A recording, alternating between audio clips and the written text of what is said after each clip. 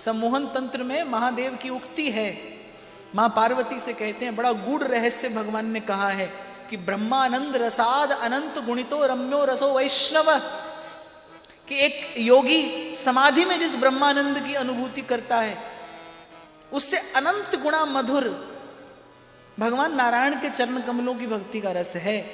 ब्रह्मानंद रसाद अनंत गुणितो रम्यो रसो वैष्णव।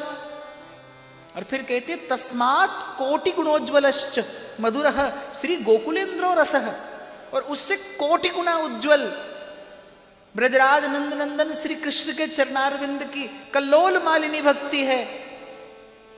और ये कहते कहते कंठस्वर गदगद हो गया महादेव का, और मां पार्वती से कहने लगे तेरी मुझ में अनन्य प्रीति है, इसलिए तुझसे ये रहस्य कहता हूं।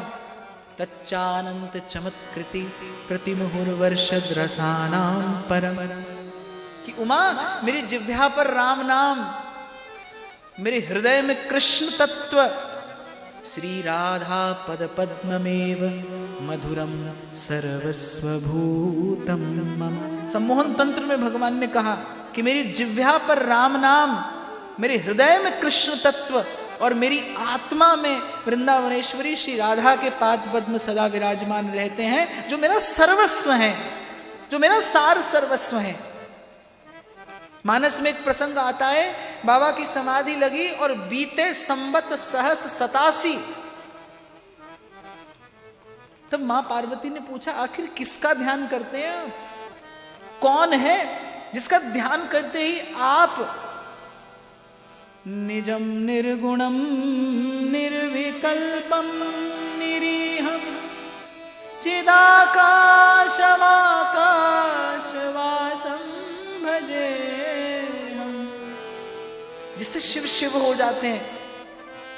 तो महादेव ने इस रहस्य का उद्घाटन किया।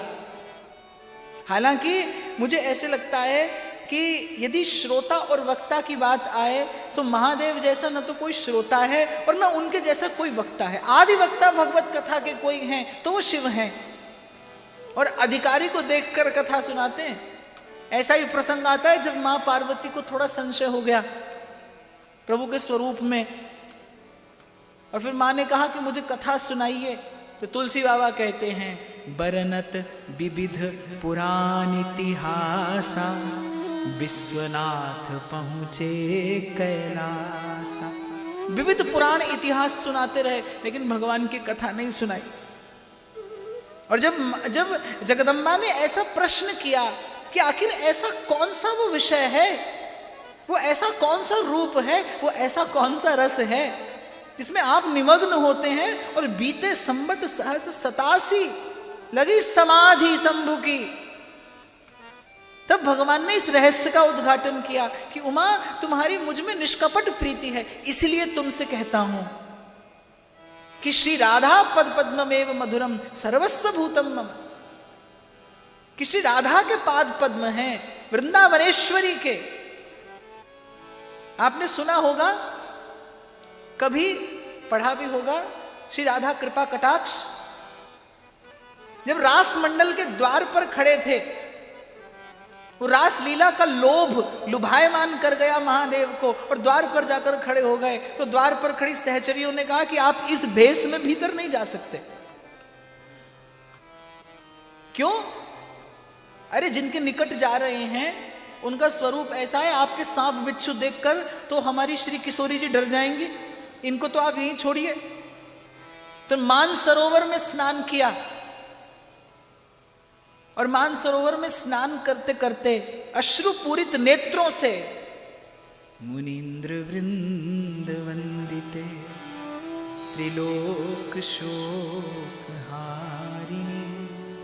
प्रसन्नवक्त्र पंकजे निकुंज भूविलासिनी ब्रजेन्द्र भानुनंदिनी ब्रजेन्द्र सूनु संगते कदा करिष्यसि हमा कृपा कटाक्ष